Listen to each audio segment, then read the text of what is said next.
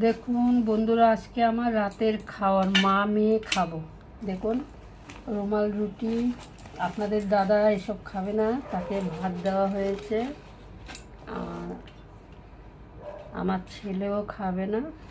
মা মেয়ে রুমাল রুটি, চিলি চিকেন। এই হলো আমার মেয়ের। দেখুন, কে কে রুমাল রুটি দিয়ে চিলি চিকেন খেতে ভালোবাসেন কমেন্ট করবেন। আমার মেয়ে তো বেশি ভালোবাসে। এই হলো আমার মেয়ে। এবার আমি নিচ্ছি।